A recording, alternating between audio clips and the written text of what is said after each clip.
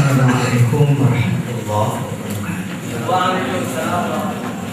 Hadirin kaum-kaumin, para ulama, asatidz, muallimin, jamaah beserta kajian tasawuf. Semoga amal baik semuanya dilengkapi dengan niat yang ikhlas. Mungkin selain untuk dokumentasi juga untuk diedarkan, maka awal-awal saya menyampaikan sebelum diperbanyak mohon diedit lagi dengan baik. Kata-kata atau apapun yang sifatnya tidak pada tempatnya baik dihapus saja. Maklum zaman sekarang banyak telinga. Syukur kalau yang dengar paham, yang repot nggak paham tapi cepat menyalahkan. Kita perlu ekstra hati-hati dalam segala hal-hal yang diangkat kepada publik. Itu saya kira awal daripada pembahasan ini.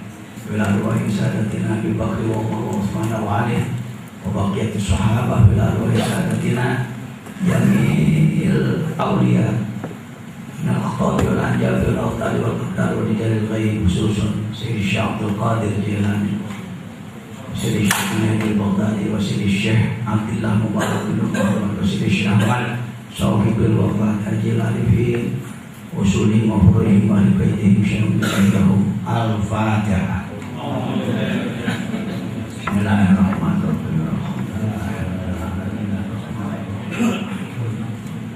Iyyaka na'budu wa iyyaka nasta'in, ihdinas siratal mustaqim, siratal ladzina an'amta 'alaihim ghairil maghdubi 'alaihim waladdallin. Amin.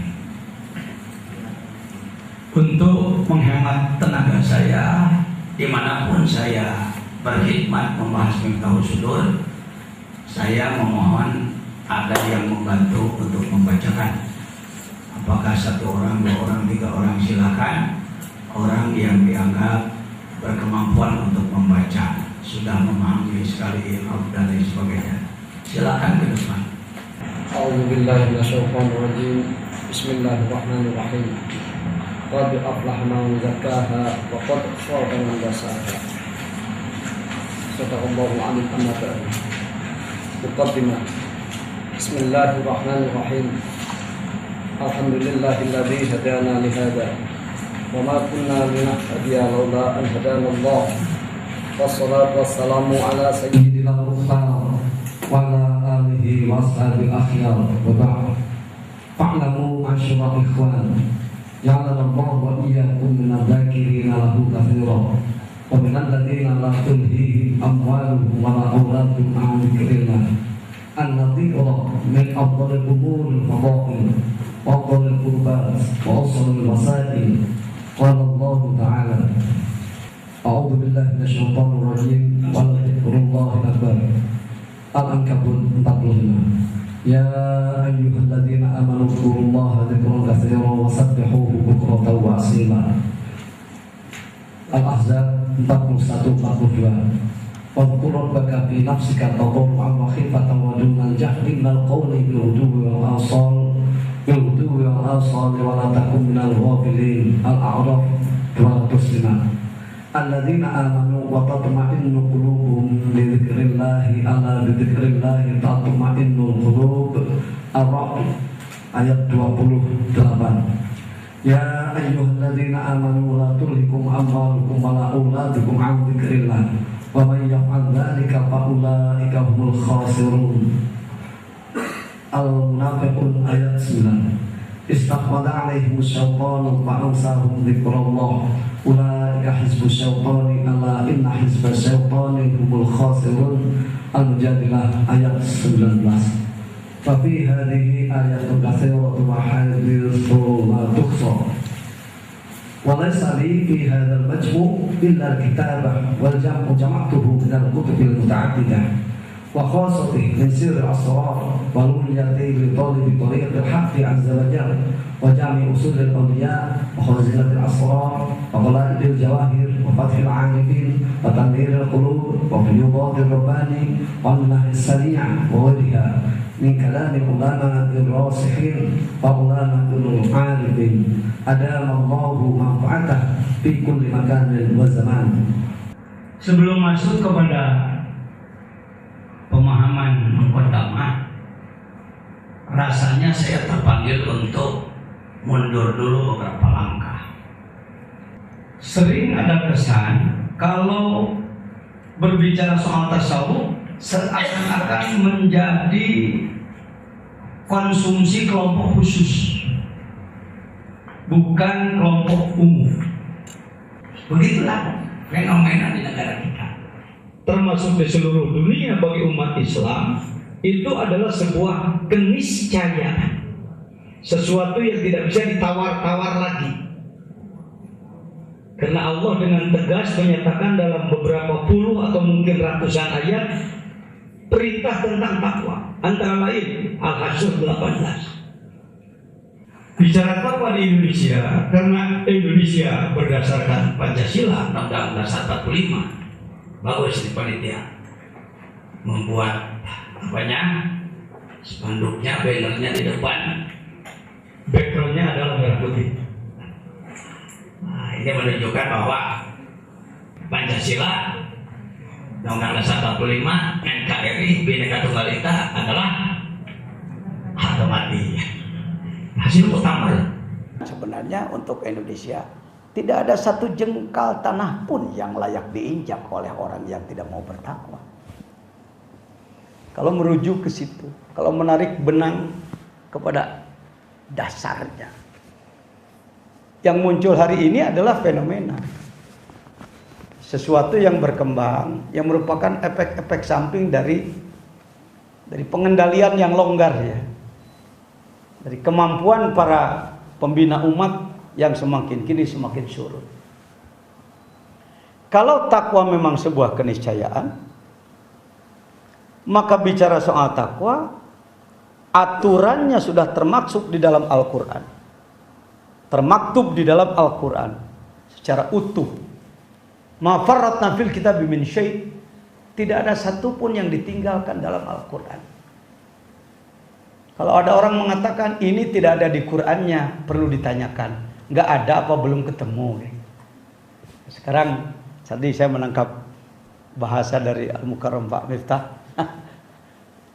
Indonesia sekarang sedang bukan diserang ya, banyak di bermunculan kelompok-kelompok seperti itu, menganggap sesuatu tidak ada dalam Quran, tidak ada dalam Quran. Hati-hati.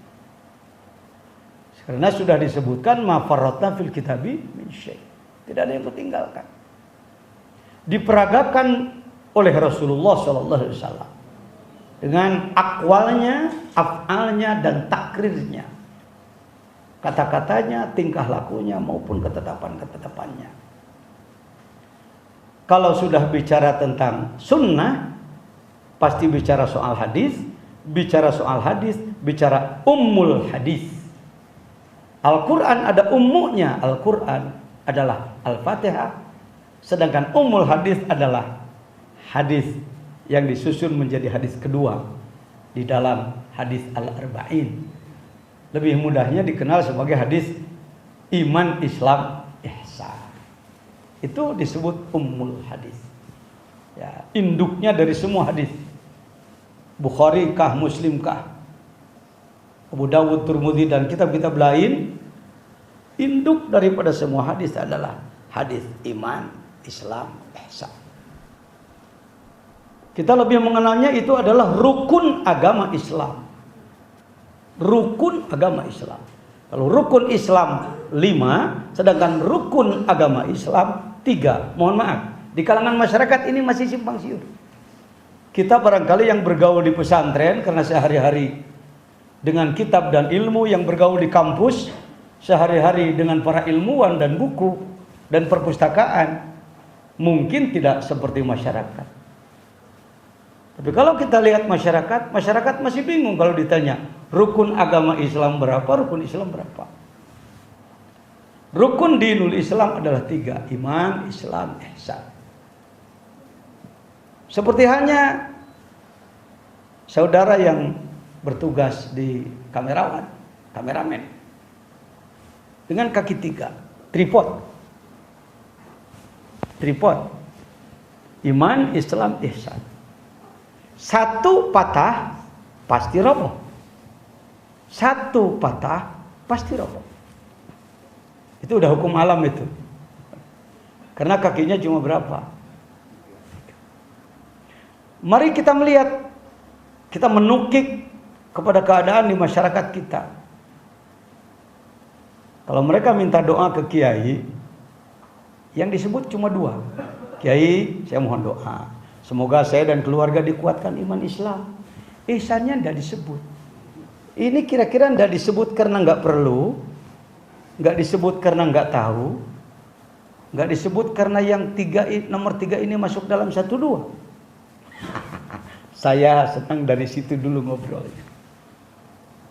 Membahas Miftahus Sudur sebenarnya akan menjadi keperluan umum sebenarnya, keperluan umat sebenarnya.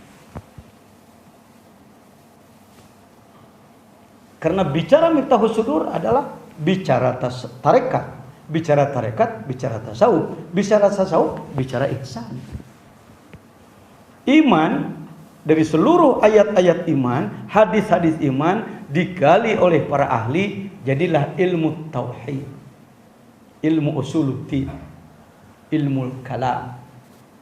Islam digali oleh para ahli dari Al-Quran dan As-Sunnah, jadilah ilmu fiqh. Nomenklatur Indonesia sering disebut ilmu syariah. Itu untuk mempermudah mahasiswa dan siswa saja. Karena kalau Anda bawa ke level internasional, nanti akan tumpang tindih lagi kalau kita menyebut ilmu syariat, tarekat, ma'rifat. Sering kita mengartikan syariat adalah ilmu zahir, tarekat adalah ilmu batin, ma'rifat ilmu apa nanti? Ilmu lebih batin lagi mungkin. Baik, dirujuk aja Tanwirul Qulub, Syekh Amin Al-Qurdi. Ilmu Islam, apakah dia tauhid, fikih, tasawuf? Selagi dia berada di ranah ilmu, disebutnya syariat. Kalau sudah bergeser kepada pengamalan, maka dia menjadi tarikat.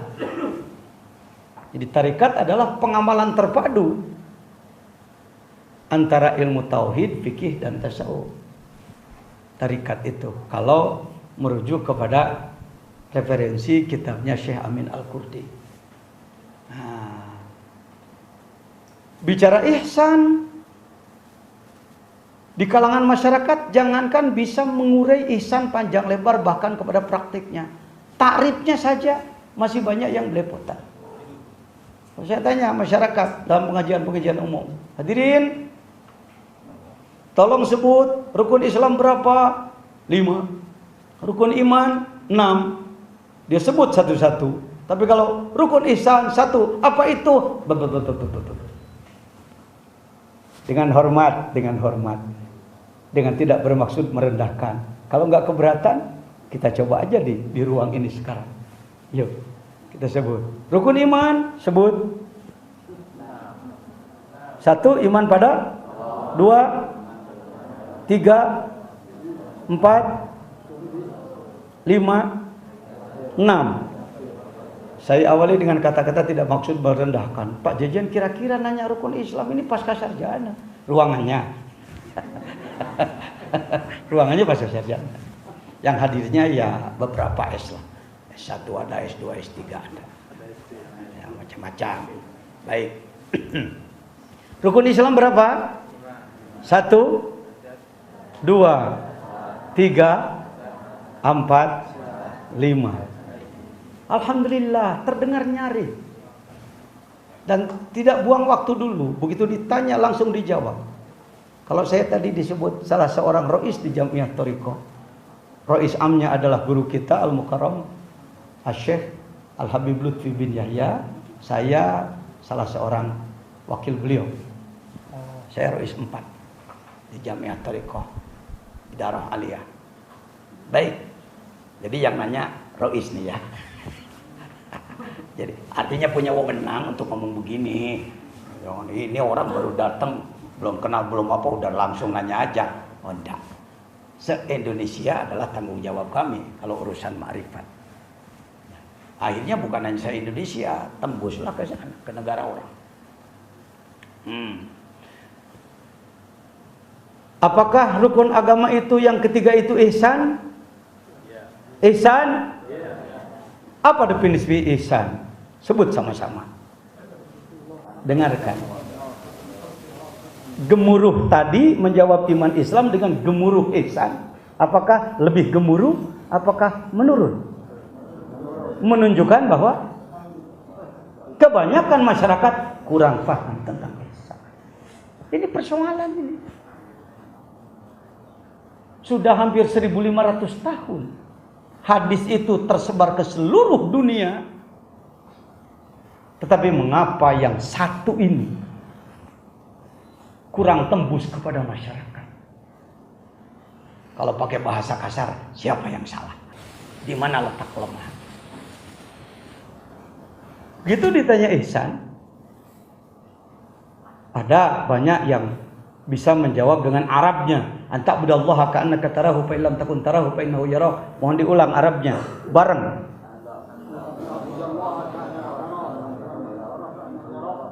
Ya, segitu aja. Saya bisa hitung dari yang hadir sekian persen yang bicara. Ya. Mohon maaf, jangan tersinggung. Artinya mengkaji sesuatu kalau tidak dilihat fenomenanya dulu di masyarakat, kita kurang semangat lah.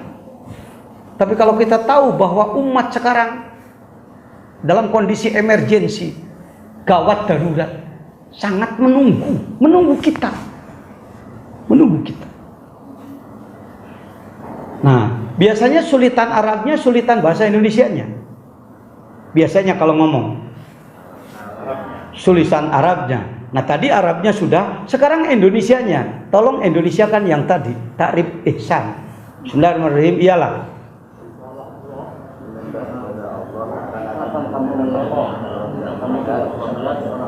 Mendengar nada, maka saya menyimpulkan lebih sulit terjemahnya daripada Arabnya. Ini sulit ngelak ini. Lumayan, saya punya pengalaman 35 tahun di lapangan menghadapi umat. Iya ya. Padahal ini kaki ini rukun.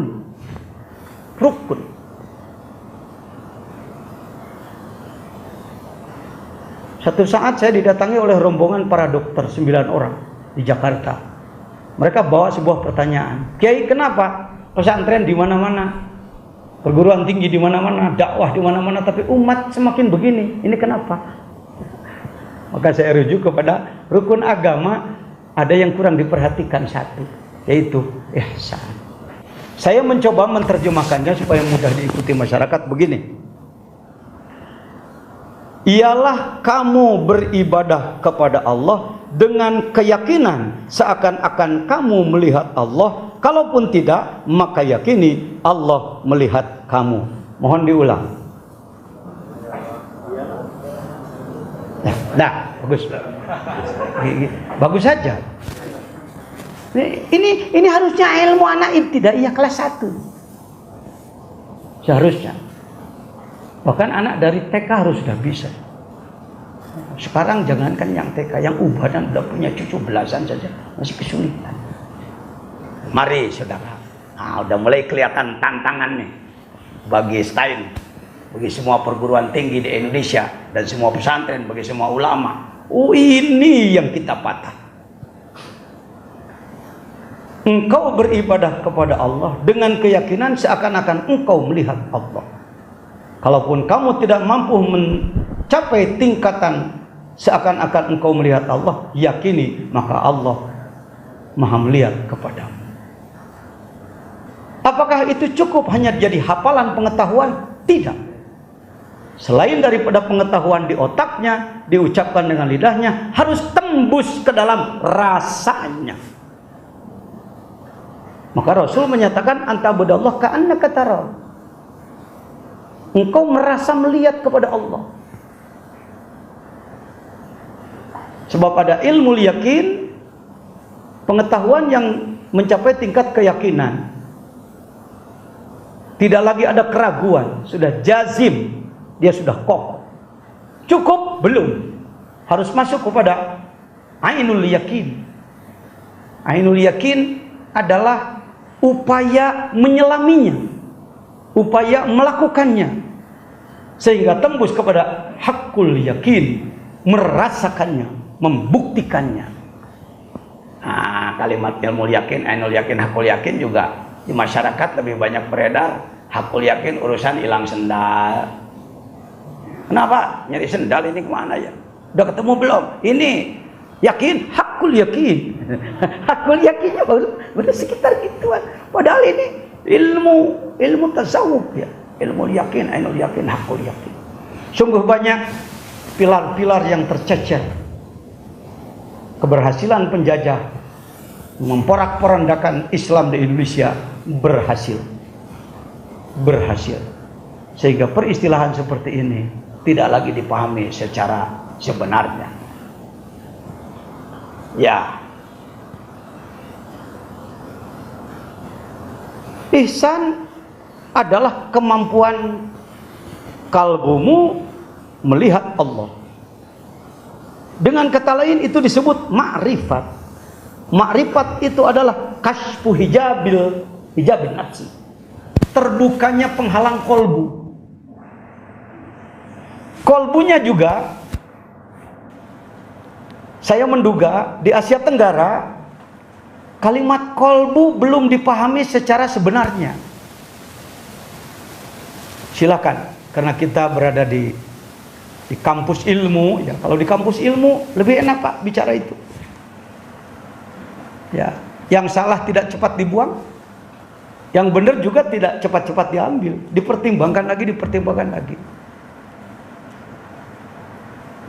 Kalau gak keberatan saya mau nanya dulu, hadirin saudara-saudara para mahasiswa, ada kalimat kolbu di Indonesia? Ada. Suka disebut-sebut nggak kolbu? Terjemahnya apa itu? Hati ya. Alhamdulillah sudah ada terjemahnya. Kolbu itu hati, hati itu kolbu. Kolbu itu hati, hati itu yakin. Tidak ragu-ragu.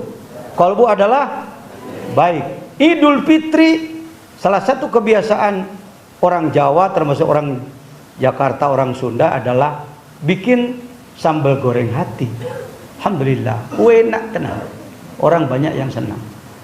Nah, pernahkah ada di kampung Anda ibu-ibu yang membuat sambal goreng kolbu? Pernah atau tidak? Silakan, mau tertawa boleh, tapi yang saya perlukan jawabannya dulu. Pernah enggak ada ibu-ibu yang bikin sambal goreng kolbu? Katanya tadi kolbu itu hati itu plus yakin lagi. Betapa kuatnya keyakinan bahwa kalbu adalah. Dengan survei sederhana saja nanya ke ibu-ibu, ibu-ibu tidak berani mengatakan bahwa kalbu itu. Ala inna fi jasad ibni Adam la mudghah idza salahat atau saluhat saluhal jasadu kullu wa idza fasadal jasadu kullu ala wahyal qalbu. Karena ada hadis ini, hadisnya sahih, diriwayatkan dalam Bukhari Muslim, muttafaq alaih. Semua kelompok menerima pasti gitu. Bukan hanya Nahdlatul Ulama yang menerima kalau sudah Bukhari Muslim ya. Semua kelompok menerima. Ingatlah dalam dirimu ada segumpal daging, dia baik semua baik, dia buruk semua buruk. Itulah kolbu, semakin memperkuat bahwa kolbu itu daging yang itu.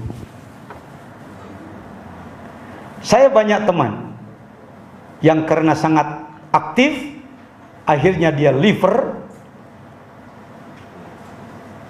sudah sangat berat, sulit diobati di negeri sendiri, berangkatlah ke negeri jiran.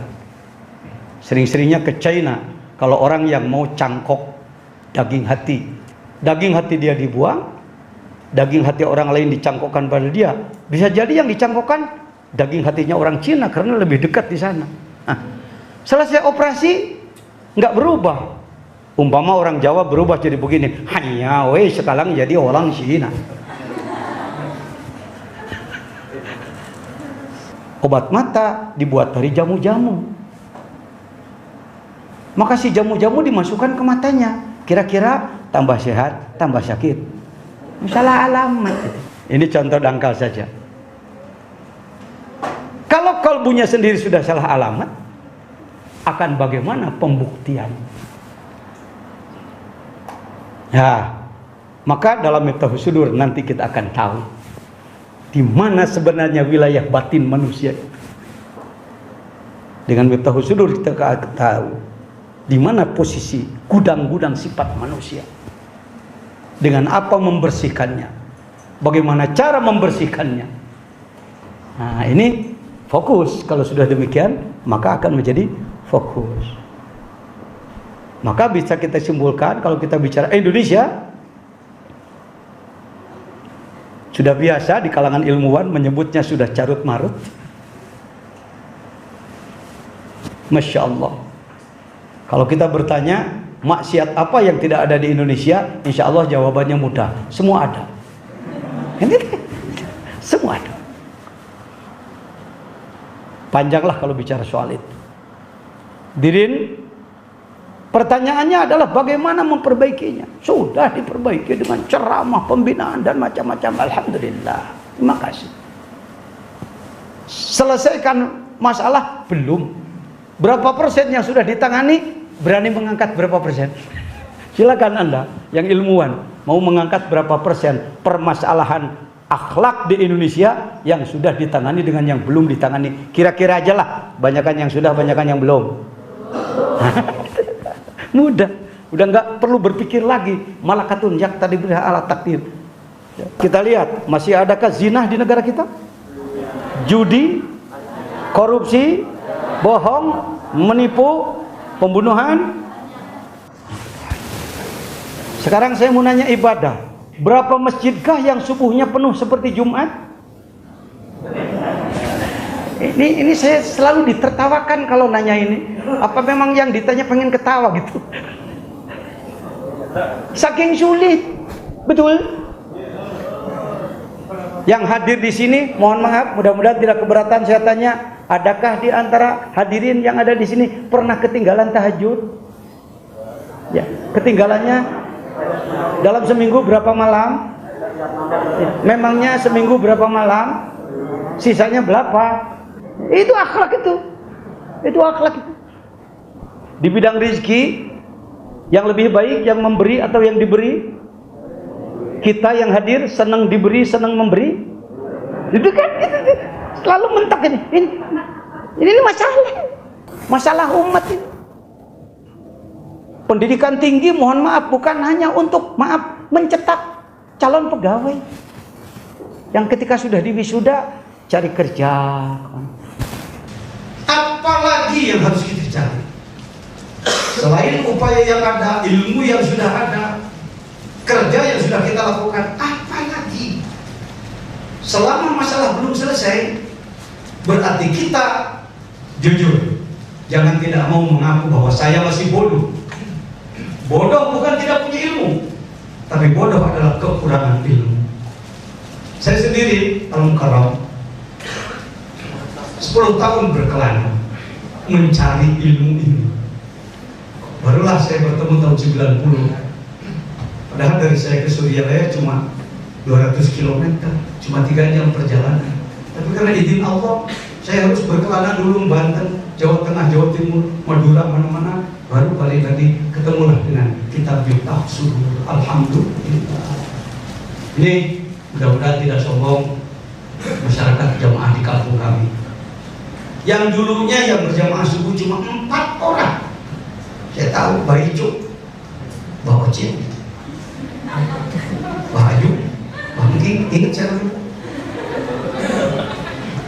Saya pulang dari pondok yang berjamaah subuh itu. Sekarang bisa kita menggerakkan sampai beratus-ratus, satu sampai 40 orang dan lain-lain. Alhamdulillah. Ini ilmunya Miftahus Sudur. Dan antara lain yang ditambah dengan yang lain-lain. Yang pokoknya Miftahus Sudur. Nah, kira-kira prolognya sudah lumayan ya? Prolognya dulu. Jadi kita melihat dulu persoalan, kita diagnosa dulu. Ini terapinya ini. Barusan saya mendiagnosa. Apa sih penyakitnya, apa sih penyebabnya? Penyebab utamanya adalah nafsu. Kalau Imam Ghazali mengatakan 4. Yang pertama nafsu, yang kedua kebendaan, yang ketiga sesama manusia, yang keempat adalah syaitan. Rata-rata di kalangan masyarakat di nomor 1 kan syaitan. Kenapa nggak sholat tuh diganggu setan? Kenapa yang zina tuh setan? Kenapa yang maling tuh setan? Kata setan, merah terima uang. Lalu aku yang dituduh.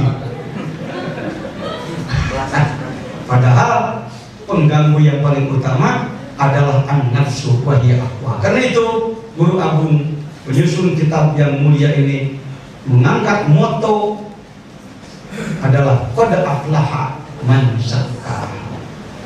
Qad harap tahqiq, aflaha fi'il madhi.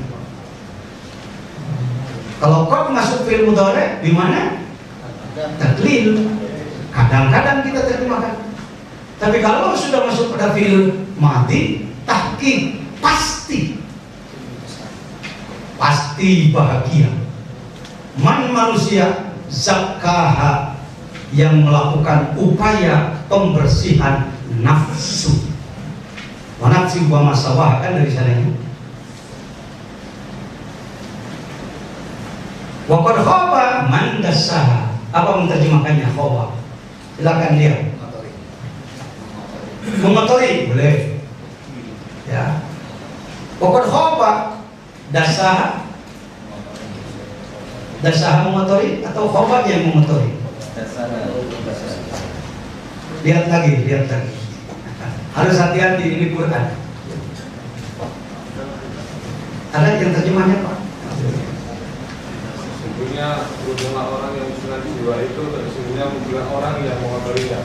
Kurang jelas Pak, bicaranya yang jelas. Sesungguhnya beruntunglah orang yang mensucikan jiwa itu, dan sesungguhnya merugilah orang yang Merugi. Khoba merugi, dasa mengotori atau membiarkan kotor. Membiarkan boleh. Jadi yang pasti bahagia adalah yang membersihkan nafsunya, jiwanya, qalbunya, rohnya, akalnya. Kok jadi banyaknya pakai buka Ihya. Ihya Ulumuddin Imam Al-Ghazali menyatakan 4 kalimat maknanya itu juga. Al-qalbu, ar-roh, an-nafsu, dan al-aql. Lagi-lagi tugas kita sama, menjelaskan tentang itu kepada umat. Karena umat kebanyakan memahami bahwa nafsu adalah marah. Kita lewat, kita keinjek, lalu kita marah. Kurang ajar kamu, jangan nafsu. Akal adalah fikir, qalbu adalah daging hati. Sedangkan apalagi ruh adalah nyawa. Nanti akan dijelaskan ke depan, insyaallah. Kalau kita melihat kitabnya Imam Ghazali, ini adalah satu. Itu juga. Bahagialah, pasti akan bahagia orang yang membersihkan qalbunya, membersihkan nafsunya. Dari apa? Dari rozail, dari sifat-sifat buruk. Dan pasti akan merugi orang-orang yang apa? Yang membiarkan kalbunya ada kotorannya. Ini adalah pembukaan dengan menyebut nama Allah yang Maha Pengasih dan Maha Penyayang. Segala puji bagi Allah yang telah memberikan petunjuk kepada ini, yang dimaksud adalah ini. Dan kita tidak akan mendapatkan petunjuk kalau Allah tidak menunjukkan kita. Rahmat dan salam semoga dilimpahkan kepada baginda Rasulullah, manusia pilihan, dan keluarganya, sahib-sahibnya adalah orang-orang pilihan. Setelah itu, fa'lamu ma'asyiral ikhwan, ketahuilah wahai saudara-saudaraku,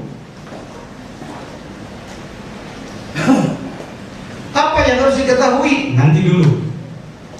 Diberi dulu jumlah muqarrabah, jumlah du'aiyah.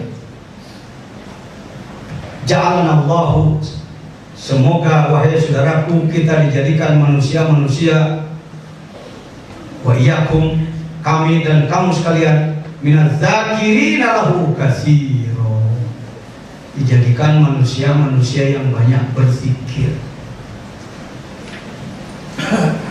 Dan dijadikan manusia wa minal ladzina la tulhihim amaluhum wa la auladuhum an dzikrillah. Kalau memakai ilmu sastra, apa ini maksudnya? Ilmu badi'. Badi' apa ini? Badi' iktibas, ya. Mengangkat Al-Qur'an menjadi kata-kata beliau. Ini bukan ayat, tetapi semakna dengan ayat. Apa yang harus diketahui? Anna zikra, karena jumlahnya jadi maf'ul, sejumlahnya zikir min afdolil umuril fadhaili, termasuk yang paling utama di antara segala sesuatu yang mempunyai keunggulan. Ya, itu kebiasaan orang pesantren kita kuning, berharap harfiah aja dulu, jangan dulu dibebaskan. Kita sering-sering cepat bebas kalau terjemah. Tahu-tahu tarkibnya rusak, rusak tarkib, rusak makna, rusak paham, rusak hukum. Ya, nggak usah merasa tidak modern. Saya sudah biasa kalau ngaji nanya dulu, kadang ke santri saya tanya, gimana ini? Nggak usah seakan-akan kita ini serba tahu nggak tahu ya. Kita bukan Tuhan. Ini hobi Indonesia. Kalau sudah pegang mic, seakan-akan dia jadi serba tahu. Ditanya mendadak, jawab terus. Nggak tahu jawabannya melenceng. Yang dengar orang bodoh, ngangguk aja. Kasihan. Ya. Dijadikan manusia yang tidak dipermainkan oleh anak-anak dan hartanya, sehingga ia meninggalkan zikir kepada Allah. Zikir adalah termasuk sesuatu yang paling unggul di antara segala sesuatu yang memiliki keunggulan. Sesuatu yang memiliki keunggulan banyak sekali. Sholat unggul, sedekah unggul, haji unggul, jihad unggul, infak unggul, saum unggul, tolong menolong unggul, semua keunggulan banyak. Di antara semua yang memiliki keunggulan, zikir adalah yang terunggul. Sebenarnya, lihat nanti di depan pengusaha Abah menyebutkan, saya sebenarnya cuma mengumpulkan, bukan menulis sendiri. Jadi yang bicara begini bukan pengusaha Abah ini. Beliau mengangkat kata-kata Syekh Abdillah Alwi Al-Haddad dalam kitab An-Nasaihud Diniyah. Kawan-kawan yang pernah ngaji Nasaihud Diniyah pasti tahu ada bab zikir. Ini babnya. Kenapa beliau mengangkat kata-kata ini? Karena banyak orang yang menganggap bahwa zikir bukan afdolul qurban. Coba tanya masyarakat kita, kebanyakan masyarakat kita kalau ditanya, tawarkan kepada mereka antara zikir dan doa banyak rezeki. Kira-kira kemana mereka menomorsatukan? Pak, ini ada 2 amplop. Yang nomor 1 adalah doa banyak rezeki, insya Allah. Kalau Bapak mengamalkan ini, cepat maju usahanya Pak. Nah, ini 1 amplop lagi ilmu tentang zikir untuk membersihkan kolbu. Silakan mau yang mana? Kira-kira kemana orang? Ke doa banyak, termasuk yang hadir. Nah. Ya. Ini. Jadi yang afdal adalah Asmaul Husna ya Rasul ketimbang zikir ma'rifat.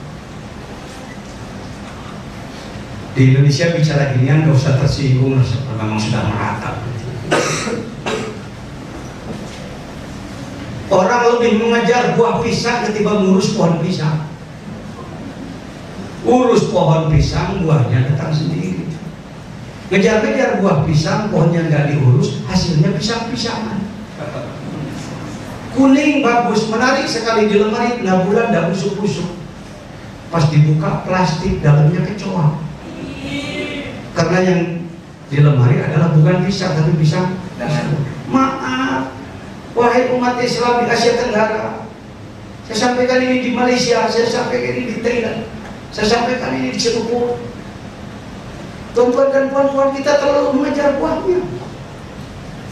Padahal pokoknya lah yang harus kita urus. Untung belum ada UPDP di sana. Betul-betul. Saya bahaskan di Masjid Sultan Salahuddin Selangor. Masjid besar, bisa halal sana. Bukan sombong, sok tukang main luar negeri. Tapi ini kenyataan. Kebanyakan umat Islam di kita, kalau kontak dengan Allah, mohon maaf, bukan mendahulukan syukur dan taubat, tapi yang didahulukan adalah permintaan. Maka seakan-akan kita pengatur Tuhan. Ya Allah, panjangkan umur saya, awas jangan pendekkan. Ya Allah, rezeki yang banyak jangan kasih sedikit. Ya Allah, Pak, jadi Tuhan nggak bisa diatur sih. Nggak berani ngomong begitunya sih, tapi dalam hati ada gituannya. Lucu itu, Fir'aun kecil itu. Fir'aun kecil itu. Maaf. Gini-ginian dalam kolbu ini belum ada yang membersihkan. Maaf, bukan belum ada. Mungkin sudah ada tapi belum selesai. Termasuk dalam hati saya. Oh iya, bersih. Apa tadi? Jadi zikir adalah yakini bahwa zikir adalah apa tadi? Abdulil umuril fadail. Mau diulang? Mungkin Allah Pak Jejen Mukodama lewat aja. Baca selidikan, oh sayang Pak Mutiara mahal.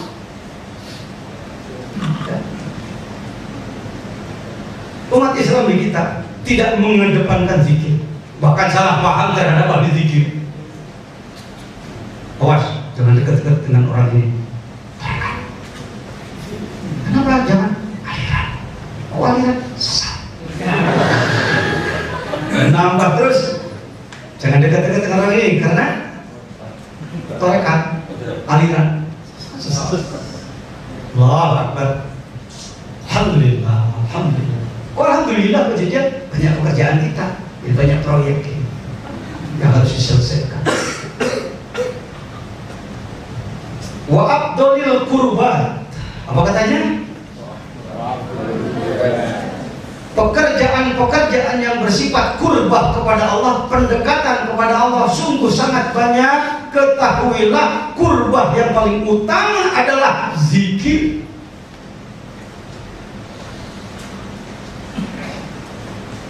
Wa ausolil wasaili.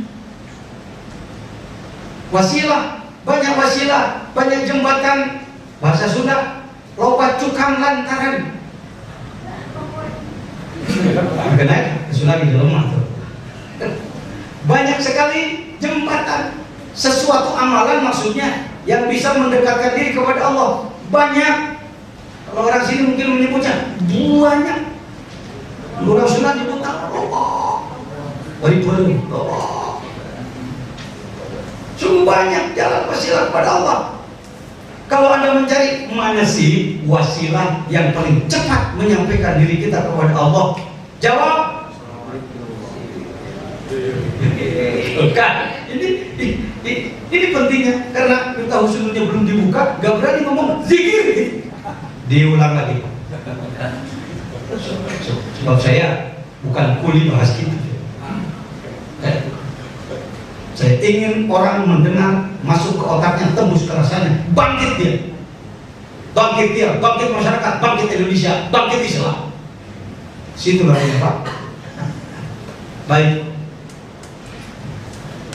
Apakah perkara-perkara yang memiliki keagungan itu banyak? Banyak. Tapi yang paling agung adalah yang mulai. Apakah kegiatan-kegiatan amalan yang bersifat kurbah dekat kepada Allah itu banyak. Yang paling utama adalah sebenarnya sih terpaksa kejadian saya ngomong gini. Kejadian ngomong gak apa-apa. Apakah wasilah jembatan yang bisa dipakai oleh kita untuk mendekatkan diri kepada Allah banyak? Tapi yang paling mampu menyampaikan kita kepada Allah adalah ini kitabnya. Kalau dianggap berkah husnul salah, Nasaihuddin kitabnya. Nasaihuddin salah, Syekh Abdullah Abi Al-Haddad Waliullah. Beranikah Anda menyalahkan dia? Membentur cadas orang sebut, membentur karangan. Beliau alim, Quran 30 juzuk ada di otaknya dan hafal, hadis ribuan hafal dan pengamal, sudah mencapai tingkat waliullah. Walaupun beliau maaf orang yang tidak melihat matanya. Mana yang dijadikan dasar oleh An-Nasaihuddin yang menyebutkan begitu? Al-Ankabut ayat berapa? 45. Wala dzikrullahi akbar. Pakai lam. Sesungguhnya zikir kepada Allah itulah yang lebih besar, yang lebih agung. Ini kelanjutan dari ayat inna sholata tanha 'anil fahsya'i wal munkar wala dzikrullahi akbar. Wahai adik-adikku, anak-anakku, para mahasiswa yang akan menjadi pemimpin di masa yang akan datang, tekadkan itu. Anda harus memimpin umat. Al-Mukarramin, para kiai, para ustadz yang sudah aktif sekarang memimpin umat, jelaskanlah dengan penuh arif dan bijaksana kepada umat. Wala dzikrullahi akbar. Ini ayat ini sekarang posisinya sedang di mana ini di kalangan umat? Coba kalau dilihat di nomor urut di otaknya, wala dzikrullahi akbar berada di nomor berapa ini? Wala uang akbar, wala duit akbar, wala mobil akbar, wala rumah akbar, wala emas akbar, wala pacar cantik akbar, wala pacar handsome akbar. Kita kalau kita memimpin umat harus bisa mengukur kira-kira ayat ini di otak umat sedang jadi nomor berapa. Tidak hanya menjadi pemimpin kagetan aja, wow, kenapa terjadi begini? Kok panik? Karena zikir yang sebenarnya alat utama diposisikan di posisi nomor sekian. Mudah-mudahan saya tidak terlalu melenceng, saya menduga, karena memang kenyataan bergemanya kalimat la ilaha illallah di negeri tercinta ini, nomor satu adalah bila ada gempa. Betul-betul.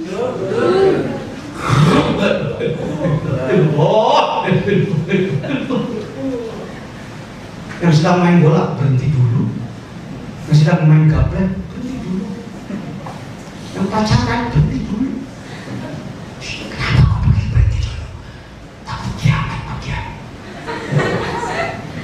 Kiamat aja Pak, kalau memang udah waktunya. Takut mati Pak Kiai. Mati aja, apa sulitnya? Pengen husnul khotimah Pak Kiai. Yang kedua, baru bergema kalau ada kematian. La ilaha illallah, la ilaha illallah. Kita baru datang dari Jakarta. Ada apa ini? Aduh, meninggal. Oh, la ilaha illallah. Tapi zikir untuk membersihkan qalbu, zikir untuk qurbah kepada Allah, kelihatannya di kalangan masyarakat masih jauh. Baik. Yang kedua, ya ayyuhalladzina amanu, wahai orang-orang yang beriman, tolong kontrol terjemahnya Pak, supaya saya tidak salah menerjemahkan. Husnudzon kepada saya boleh, tapi kesalahan saya dianggap benar juga jangan. Hati-hati, menghormati ulama harus ada batasan. Ya. Maaf, kritik lagi ke dalam kalangan kita kadang-kadang suka over hormat. Akhirnya yang dihormat jadi gila. panjang lagi kalau bicara. Ya ayyuhal ladzina amanu, wahai orang-orang yang beriman, yakni orang yang sudah bersyahadat, menyatakan tiada Tuhan selain Allah, Nabi Muhammad Rasulullah. Uzkuru Allah, uzkurullah, berzikirlah kamu sekalian kepada Allah. Jumlahnya berapa ya Allah engkau perintahkan kami berzikir? Zikran katsira, dengan zikir yang sebanyak. Kira-kira aja lah, saya bawa tafsir di satu bag, tafsir selain di laptop saya bawa tafsir satu bag, supaya nanti ayat-ayat yang perlu penafsiran panjang kita buka tafsir Zamakhsyari, Qurtubi, Al-Munir, Al-Jailani, banyak tafsir yang perlu kita buka. Baik. Zikran katsira itu kira-kira aja lah, mohon izin kepada Allah, kami akan mencoba mengangkat angka. Kira-kira bapak-bapak zikir banyak itu sehari semalam berapa sih? Enggak apa-apa, enggak ada jawaban. Ya. Pada salat berapa sih? Bagi yang dari TGN biasa 165 la ilaha illallahnya. Iya, tengah malamnya berapa sih? Nah, baik silakan. Tapi kalau ingin full, jawab aja. Sehari semalam tiada detik yang kosong dari zikir. Yang disebutkan zikran katsira adalah tiada denyut jantung yang kosong dari zikir. Mohon diulang kalau tidak kurangan. Sudahkah setiap denyut jantung kita diisi dengan zikir? Sudahkah seluruh umat Islam Indonesia yang jumlahnya kurang lebih 200 juta, potong yang belum balik 100 juta, ambil aja 100 juta yang balik lah, supaya lebih mudah. Apakah yang 100 juta yang sudah balik umat Islam di Indonesia, denyut jantungnya semuanya selalu diisi dengan zikir? Wallahu a'lam. Ini persoalan juga. Lihat, Allah perintahkan wasabbihuhu bukratan wa asila. Jangan pernah ada pagi dan sore yang kosong daripada bertasbih kepada Allah. Ayat lain, Wadkur rabbaka fi nafsika tadarruan wa khifatan wa duna jahri minal qaul bil ghudwi wal asal wa la takun minal ghafilin. Ingatlah selalu Tuhanmu dalam kalbumu, tadarruan dengan penuh merendah, ya. Wa khifatan dan penuh rasa takut, wa duna jahri minal qaul, dengan tidak dikeraskan suaranya, kata-katanya. Nah, Pak Jejen tahu kan ayat ini dalam Al-Quran. Tapi Pak Jejen kalau zikir setelah sholat kedengaran suaranya. La ilaha illallah. Bagaimana ini? Tenang, hati-hati. Ayat yang menggunakan waduna jahri minal qaul itu awalnya wadkur rabbaka fi nafsi. Ingatlah Tuhanmu dalam kalbumu. Zikir yang di dalam kalbu jangan terdengar dalam suara. Ada zikir lisan, ada zikir kalbu. Zikir yang kalbu tidak keluar, tidak terdengar keluar. Zikir yang di luar terdengar keluar. Waduna jahri minal qaul bil ghudwi wal asal. Wala takum minal ghafilin. Dan janganlah kamu menjadi orang yang lupa kepada Allah. La, kalimat apa? Kalimat nahi. Apa makna nahi? Larangan. Jadi Allah melarang kita lupa kepada Allah. Kalau yang dilarang menurut dasar usul fikih arahnya mana? Haram. Ingat kepada Allah, jangan dianggap sunnah, saudara. Ini lagi kekeliruan negeriku tercinta. Ya, dikira mau ikut boleh, nggak juga apa-apa. Banyak yang fatwa seperti itu. Padahal zikir adalah wajib. Kenapa jadi wajib? Perintahnya juga dengan kata perintah. Fadkurullah. Al aslu bil amri lil wujub. Yang mana yang wajib ini? Yang wajib adalah kalau zikir mengarah kepada pembersihan qalbu. Kalau zikir sebatas baca-bacaan mencari pahala, silahkan dihukum sunnah, silahkan dihukum sunnah. Kalau baca-bacaan sekedar mencari pahala, Tapi kalau zikir membersihkan kalbu, hukumnya fardu ain. Fardu dilaksanakan mendapat pahala, tidak dilaksanakan mendapat. Jadi kepada yang belum melaksanakan, jujur aja, setiap hari kita menabung dosa. Lanjut. Ya ayyuhalladzina amanu, alladzina amanu, orang-orang yang beriman, wa tatma'innu, dan tenanglah qulubuhum, hati-hatinya, bizikrillah, dengan berzikir kepada Allah. Ala, kalimah apa?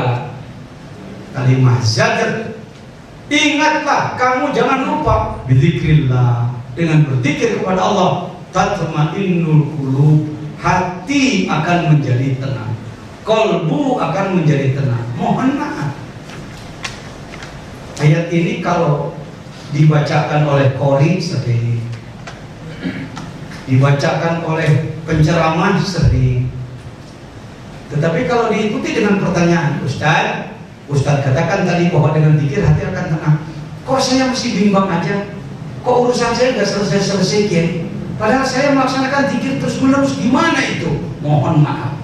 Tenang bukan tidak ada masalah, tapi tenang adalah mampu menangani masalah. Yang disebutkan tatma'innu, tenang, bukanlah tenang tidak ada masalah, tapi tenang mampu menghadapi masalah. Yang namanya hidup, setiap hari juga kita menghadapi masalah. Baik, yang mana sekarang? Ya ayyuhalladzina amanu, wahai orang yang beriman, la tulhikum, janganlah engkau dipermainkan oleh amwalukum, janganlah mempermainkan kepadamu. Kalau artinya begitu, janganlah engkau dipermainkan oleh hartamu, kendaraanmu, uangmu, mobilmu, rumahmu, tanahmu, sawahmu, wala auladukum, dan anak-anakmu, bukan hanya anak, cucu dan lain sebagainya, dan segala sesuatu yang kau senangi. An zikrillah, an mujawazah, jangan harta dan segala yang kau senangi menjauhkan dirimu dari zikir kepada Allah. Amaya fadzalik, siapa orang yang melakukan hal itu, ya lupa pada aturan Allah, ya lupa berzikir kepada Allah, ya lupa pada ketakwaan, ya lupa kepada tugas-tugas dari Allah, ulaika humul khasirun, mereka lah orang-orang yang merugi. Istahwata alaihim syaitan. Apa menerjemahkan istahwata? Dibelokkan atau apa? Silakan Prof. Abu Bakar apa menerjemahkan? Baca Ustaz. Istahwata terjemahnya apa? Istamala, itu ada terjemahan, sudah ada terjemahan. Menguapkan aja, ya berarti yang saya sebut tadi membelokkan dia. Istahwada alaihimus syaitan, membelokkan kepada mereka itu setan. Setan membelokkan mereka. Fansahum dzikrallah, maka setan berupaya agar hati orang menjadi lupa. Ansa yunsi, nasya yansa. Fansahum dzikrallah, ulaik. Ulaik itu isim isyarah. Isim isyarah itu lilidhar. Ketahuilah saudaraku, mereka adalah pasukan syaitan. Orang yang dibelokkan oleh setan sehingga ia mengikuti jejak setan, maka ia menjadi pasukan. Tambah lagi, Allah, ingatlah, hati-hati, kamu jangan lupa, inna hizbas syaitani humul khasirun. Pengikut-pengikut syaitan adalah orang-orang yang merugi. Al-Mujadalah ayat 19, ayat-ayat yang menjelaskan tentang pentingnya berzikir dan bahayanya orang yang tidak berzikir.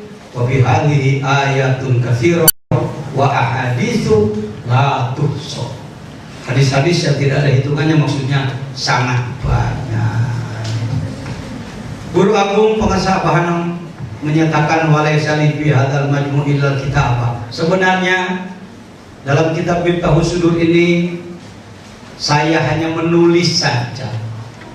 Wal jam'u, dan mengumpulkan. Dari mana itu? Jama'tuhum minal kutubil muta'addidah, diambil dari kitab-kitab yang sangat banyak. Wa khosotihi, terutama satu, min sirril asrar. Sirrul, saya perlu jelaskan dulu apa itu sirrul asrar. Sudah sampai di tangan Bapak-bapak Jawa Tengah belum? Sirrul asrar yang cetakan terakhir, yang jilid kuning. Ada, ambil. Bukan dagang buku ini, ya, supaya tidak salah paham. Yang disebutkan sirrul asrar adalah kitab kecil berada di pinggirnya kitab Al-Bunyah di Talbil Haq. Itu cetakan Baghdad. Nah, yang itu diperintahkan oleh Guru Agung Pengasabah kepada Kiai Haji Zainul Abidin Aminullah, guru saya dari Sukabumi. Diambillah, dipindahkan dengan tulis tangan menjadi kitab tulis tangan. Itu diserahkan oleh pengasabah kepada saya dan diperintahkan untuk diterjemahkan dulu tahun 90-an, 96 kira-kira. Dan sudah saya terjemahkan. Saya lepas saja, nggak minta royalti, nggak apa-apa, wong tujuannya juga khidmah. Kitabnya kecil, cuma 24 pasal. Jujur saya sombong waktu diperintah oleh pengasabah. Anak, kitab segede gitu seminggu juga selesai. Sombongnya kiai. Tetapi ternyata 3 tahun 3 tahun baru selesai. Percaya nggak percaya terserah. Bukan karena malas, dikerjakan sudah 10 pasal hilang. Arsip hilang itu. Ini dari saya datang jauh dari saya ke Abah, 200 km. Saya nyupir sendiri datang, Mbak, hilang Mbak. Kita pilih pitulung ya Pak, agung ya Pak. Bukan cuma agung, pitulung. Apa pentingnya kitab Sirrul Asrar? Menjawab pertanyaan tentang kunci yang hilang ratusan tahun. Maaf, tidak bermaksud ngetes jamaah. Insya Allah sudah sangat beredar pemahaman, termasuk di daerah kami Jawa Barat dan DKI Jakarta Banten, termasuk di daerah mana-mana. Rata-rata orang kalau ditanya tentang ruh, menjawab ruh adalah urusan Tuhan. Mudah-mudahan di Stain Kalongan ketika mahasiswa bertanya pada dosen, jawabannya tidak begitu. Kami dulu kalau bertanya, Pak, tolong jelaskan pada saya tentang ruh. Ruh urusan Tuhan. Kenapa begitu Pak? Al-Quran Bani Israil ayat 85 ya. 85-86, tolong lihat. Wa yas'alunaka 'anir ruhi qul ruhu min amri rabbi. Mereka bertanya kepadamu tentang ruh, jawablah ruh urusan Tuhan. Indonesia sangat kental menganut bahwa ruh urusan Tuhan. Dan terjemahnya dikasih koma di situ. Maka orang menganggap memang segitu sudah satu persoalan, satu substansi. Ruh urusan Tuhan. Jadi ruh tidak boleh dipelajari oleh manusia. Kenapa di masjid orang sedikit, yang sakit jasadnya atau ruhnya? Masyarakat menjawab begitu. Ini yang sakit badannya apa ruhnya? Hadirin, ruhnya. Jadi yang harus diperbaiki ruhnya. Bisakah memperbaiki tanpa pengetahuan? Tidak bisa. Jadi pengetahuan tentang ruh penting apa Anda? Bingung. InsyaAllah mudah-mudahan menjadi keterbukaan. Dan saya potong ayat Indonesia, Malaysia, Singapura, Thailand, termasuk Filipina. Kalau saya ngaji di Sabah, sudah ada yang dari Filipina datang, dari Suluka, dari Moroka. Memakuti itu menjadi milah kulilah, menjadi dalil bahwa ilmu mah masing-masing sedikit. Kenapa Bapak cuma 20 disiplin ilmu menguasai? Ya kan memakuti itu kan. Kenapa Bapak cuma sedikit? Nyangkrenya juga cuma 3 tahun, memakuti itu kan. Ini jadi dalil terhadap ilmu sedikit. Insya Allah keliru, harus diluruskan. Ini tidak ada titik koma di tengah, tidak ada sebenarnya. Mereka bertanya kepadamu tentang ruh, jawablah ruh urusan Tuhanku dan benar-benar kuberikan. ilmu ruh kepadamu dalam kadar sedikit. Dari mana Pak Jajar mengatakan benar-benar ma'illah? Al-istisna ba'da nafyi yufidu takhsis. Gunakan sastra, jangan hanya menggunakan tata bahasa. Dan benar-benar kuberikan ilmu ruh. Kenapa ilmu ruh? Pakai alif lam. Lil ahdi. Saya dulu kurang lebih 10 tahun agak kurang confident menyampaikan ini di mana-mana.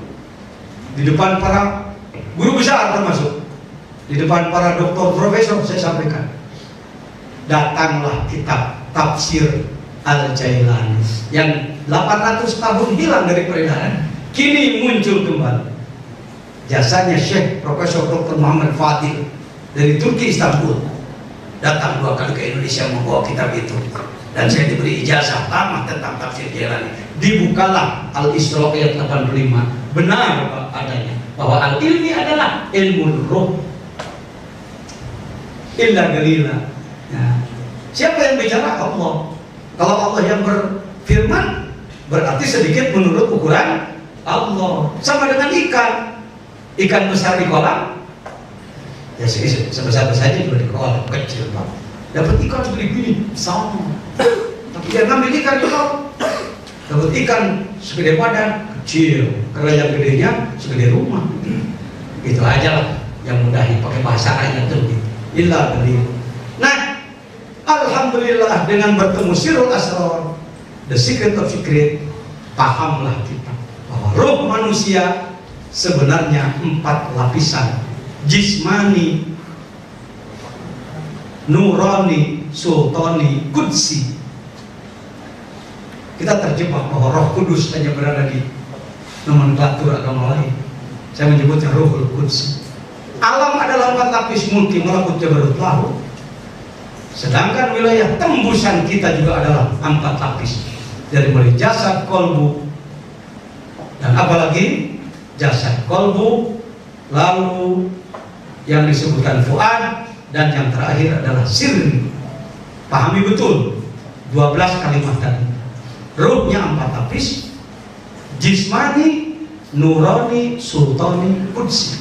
Alamnya 4 lapis: mulki, malakut, jabarut, lahut. Sedangkan apalagi lapisan jasad kita juga adalah 4 lapis: jasad, badan, kolbu, hajiz bainal haramain, dan apa itu fuad, dan sirri, 4 lapis. Itulah yang disebutkan innalillah wa inna ilaihi raji'un. Ratusan tahun innalillah jadi ayat kematian. Indonesia, negeriku tercinta. Kalau saya berdoa semoga hadirin yang hadir secepatnya innalillah. Tak ada Pak Yai, kami masih ingin hidup. Karena innalillah ayat kematian ratusan tahun. Keranda jenazah pagi pasti. Kalimatnya apa itu? Pasti innalillah wa inna ilaihi raji'un.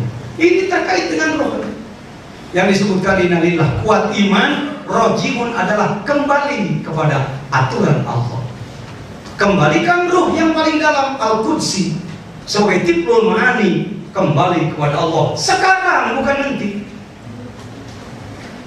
Ya ayatuhan nafsul mutmainnah irji'i, wahai orang yang mengolah nafsu sehingga nafsunya mencapai nafsu mutmainnah, cepatlah kau kembali kepada Allah. Karena itu suka dibacakan di saat kita tahlil, maka dianggaplah ayat itu hanya khusus untuk tahlilan. Kembali, perbaiki lagi. Baik, inilah Sirul Asrar. Apalagi kitabnya Ustaz? Al-Bunyah li Tariqil Haq. Sudah lebih 900 tahun kitab ini. Sayang di Indonesia kurang beredar. Alhamdulillah, saya berupaya terus mendongkrak kembali agar kitab-kitab ini muncul. Jami' Ushulil Auliya, termasuk kitab yang jarang dipelajari oleh santri, hanya orang-orang kiai khusus. Khazinatul Asrar, kitab ma'rifat sebenarnya, tapi di tanah Jawa ini lebih menonjol sebagai kitab hikmat, sebab yang diambil wafatnya, bukan ibadah dari bawahnya. Kalau ibadah dari bawahnya, tugas kita harus ibadah. Kalau wakaf kan jadi uang. Qalaidul Jawahir, Fathul Arifin, Tanwirul Qulub, Buyutatur Rabbani, Minahus Saniyah, dan selainnya dari kitab-kitab ulama yang sangat mendalam.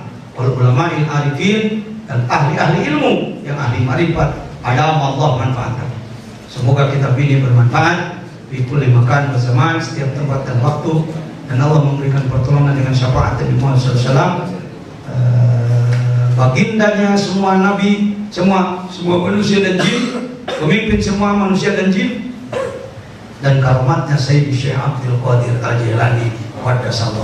Bismillahirrahmanirrahim. Al-faslul awal fi bayani mahiyatin nafyi wal itsbat.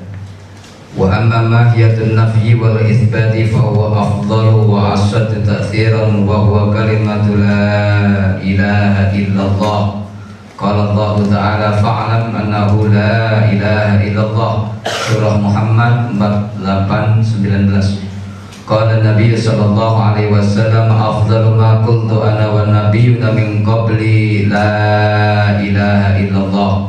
Thumma qala man qala la ilaha illallah khalisan mukhlisan dakhala al-jannah. Thumma qala laisa ala ahli la ilaha illallah wahsha fi kuburihim wala fi nusyurihim. Thumma qala law ja'a qailu la ilaha illallah bi qurbil ardi dhunuban la ghafarallahu lahu dzalika. Wa hadhihi al-kalimatu thayyibah kama tutahhiru dzakir anis syarqil jali tutahhiru anis syarqi al-khafi wa taj'aluhu khalisan mukhlisan. Wa aidan inna hadhihi al-kalimah tujarradul quluba an hujubil alaikil unsuriyah wa tuzakkil nufus anil dha'il was-sifatil hayawaniyah wa takshifu lidzakiriha 'ala dawam was-sidqi wal ikhlasil ulumid diniyah wal asrar al-ghaibiyah wa tazhadu anwa'a tajalliyatil ilahiyah bisyarti akhdhiha min qalbi taqiyyin naqiyyin mimma siwa Allah la bi kulli kalimatin yusma'u min afwahil 'ammah wa in kana lafdhu wahidan lakin fil ma'na tafawut. Lianna al-qalba yahya idha akhadha badra tauhid min qalbi hayyin fayakunu badran kamilan wa badru ghairul bali la yanbutu. Qala Nabiyyu sallallahu alaihi wasallam inna Allaha harrama 'alan nar man qala la ilaha illallah yabtahi biha wajhah. Rawahul Bukhari wa Muslim. Sudah cukup dulu ya. Sebelum masuk pada pasal awal, dengan tidak bermaksud ingin disanjung, kira-kira dengan sekelumit pembahasan muqaddamah tadi ada tambahan pengetahuan? Ada tambahan pengetahuan? Ada sedikit pencerahan barangkali? Itu aja yang saya tanyakan, supaya saya tidak menjadi burung beo, bicara tapi tidak bermakna. Saya ingin al-kalamu walakul barokahun bil wati, ada manfaat dan faedah. Minimal terbukalah ternyata mutiara yang lama hilang adalah zikir. Tetapi mari kita masuk zikir yang bagaimana, yang bisa ausolul wasail abdulul umuril fadail. Yang mana zikir yang berbobot sampai mampu menembuskan kalbu kepada Allah, dengan tetap menghormati semua zikir-zikir yang lain. Pasal pertama menjelaskan tentang hakikat kalimat yang mengandung nafi dan isbat, yaitu kalimat la ilaha illallah. Maaf, saya tidak bermaksud merendahkan, tapi pengalaman diri saya sendiri. Saya belajar di pesantren, kalau tahunnya belasan tahun. Saya ikut kuliah dan selesai. Jujurlah, saya sendiri belum paham bahwa kalimat la ilaha illallah itu di atas kalimat yang lain. Saya masih menganggap ya la ilaha illallah amalan biasa. Saya sendiri. Mungkin yang lain, kawan-kawan nggak seperti saya mungkin, tapi mungkin juga seperti saya. Wa amma mahiyatun nabi wal isbat. Adapun hakikat, mahiyah itu hakikat. Kalimat yang mengandung nafi dan isbat, bahwa abdulu ialah kalimat yang sangat unggul, yang lebih unggul, wa asyaddu, dan lebih apa asyaddu?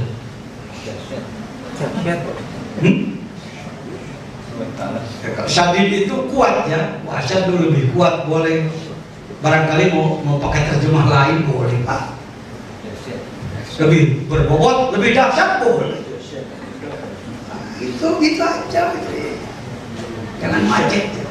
Wajah lebih berbobot, lebih dahsyat, lebih luar biasa. Apa? Takfiran, dampaknya, bekasnya.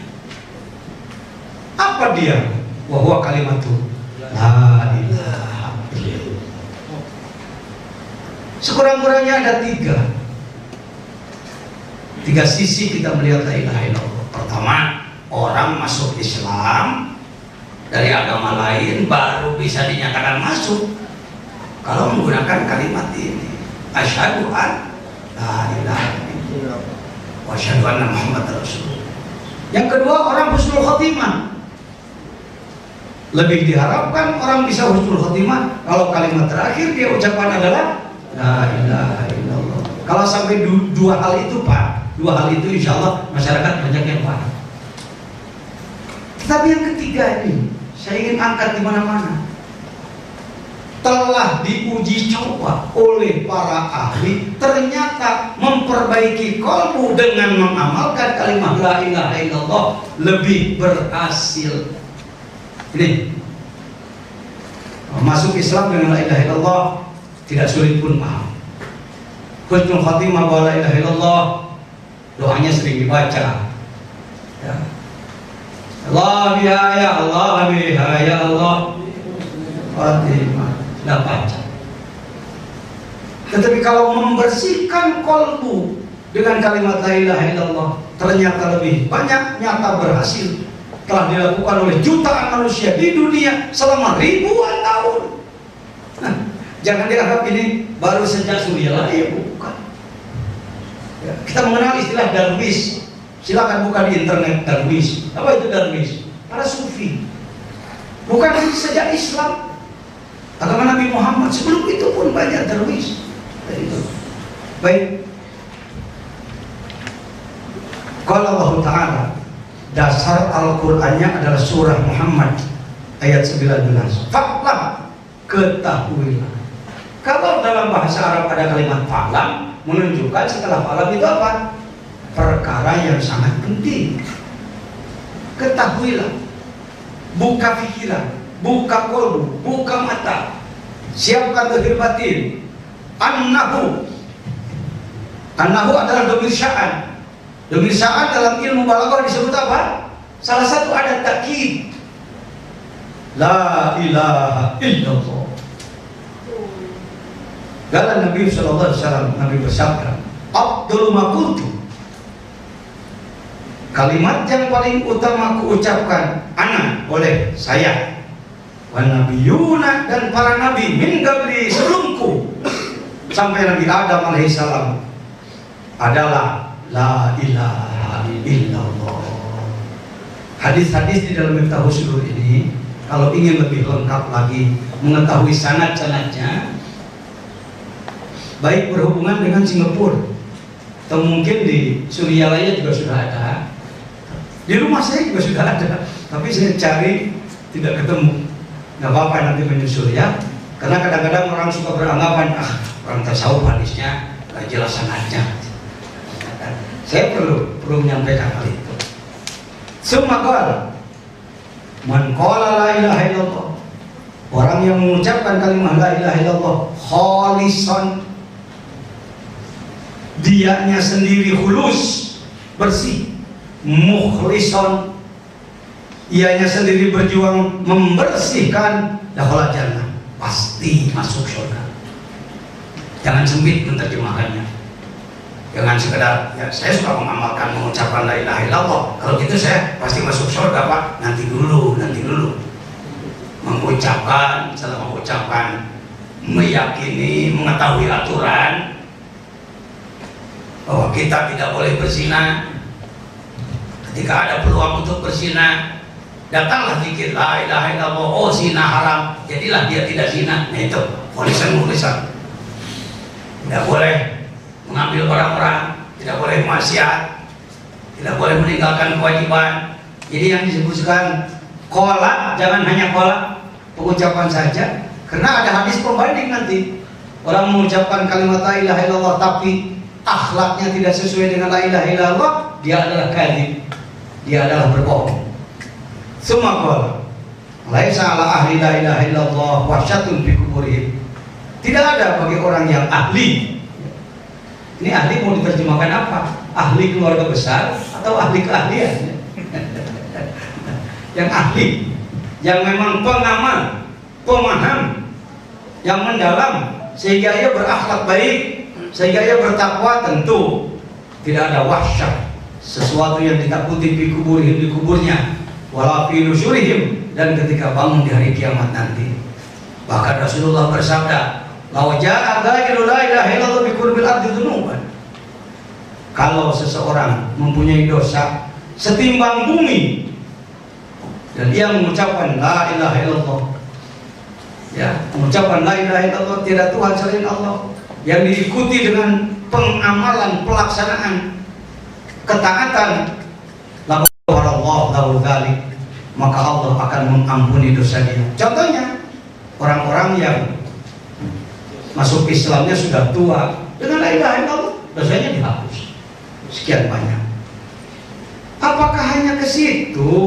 Dijelaskan lagi, wa hadhil kalimatut thayyibatu, dan kalimat yang baik ini kama tutahhiru zakira anisyirkil jaliyyi, seperti halnya ia mampu membersihkan orang yang berzikir dari syirik jali, syirik yang nyata, mempertuhan selain Allah, punya Tuhan selain Allah, bertuhan kepada selain Allah, syirik jali. Dengan menyatakan la ilaha illallah, tiada Tuhan selain Allah, hilanglah syirik jali. Bukan hanya syirik jali, tutahhiruhu anisyirkil khafiyyi, juga membersihkan kalbu si dzakir dari syirik yang khafi, syirik yang samar. Apa itu syirik yang samar? Saya jelaskan dulu sedikit. Penyakit kalbu. Kalau saya ditanya Pak Jejen, sebenarnya penyakit kalbu itu berapa? Saya nggak sanggup Pak, kalau harus merinci satu persatu, karena mungkin ribuan, ratusan ribu, jutaan. Tetapi yang tersampaikan saja melalui Al-Quran, As-Sunnah, dan kitab-kitab ulama, Ihya Ulumuddin saja menyebut 52 penyakit kalbu. Dia telah ihya. Tanwirul Qulub menyebut 7. Oh cuma 7 sih? Gampang jawabannya. Itu biangnya. Kibrun wa hirsun syahwatun summa hasad, ghadabun buhlun summa hikdun qadwaro. Kibrun sombong, hirsun tamak, syahwat tadikan nafsu, hasad dengki, godok pemarah, buhlun pelit, hikdun dendam. Kira-kira dari yang 7 ini cuma berapa yang ada di kalbu kita? Terserah, saya tidak boleh menuduh orang. Kalau saya sih yang ngomong, insya Allah komplit Pak. Mudah-mudahan kawan-kawan mengatakan Pak Jejen aja ngaku begitu, apalagi aneh. Barangkali. Jangan terpaksa, jangan. Siapa tahu Anda sudah bersih ya. Ini saja. Ini mau bersihkan yang gini-gini gak mudah ini. Maaf, saya akan lebarkan sedikit. Pernah mendengar orang yang disebut Fir'aun? Pak Jejen nanya kira-kira Pak Jejen ini bukan anak TK. Oh nanya gituan sih. Kalau cuma ditanya pengen apa enggak, jawabannya enggak, bagus. Jangan mau, jangan ada niat pengen jadi anak buah Fir'aun. Tapi ilmu tasawuf itu ilmu rasa. Apakah engkau sudah merasa jadi anak buah Fir'aun? Bingung juga ya. Mudah. Kita mengenal ilmu tasbih dalam ilmu lafaz. Ilmunya ilmu bayan, ilmu penyamaan. Mathaluhum kamathalil ladzi istawqada nar, dan lain-lain. Ya, dan lain-lain. Nah. Kalau kita punya pegawai namanya siapa nih? Mas Udin ya. Harusnya dia gak kerja di sawah dari jam 7 sudah mulai. Ditengok ke sawah jam 10 belum ada. Tahu-tahu sedang main layangan. Kata yang punya sawah, ini waktunya kerja. Ya, emang kenapa? Kerja. Kerjaan segitu. Kamu kan digaji oleh saya, segitu aja dihitung. Kira-kira kita akan mengatakan si Udin sombong apa enggak? Sombong apa enggak? Firaun sombong apa enggak? Jadi si Udin anak buah siapa? Pinter. Sudah pernah nggak datang waktu sholat kita terus ngobrol, terus main dan lain-lain? Pernah? Iya. Sombong apa enggak? Udah layak nggak jadi anak buah Firaun? Gitu aja gak usah.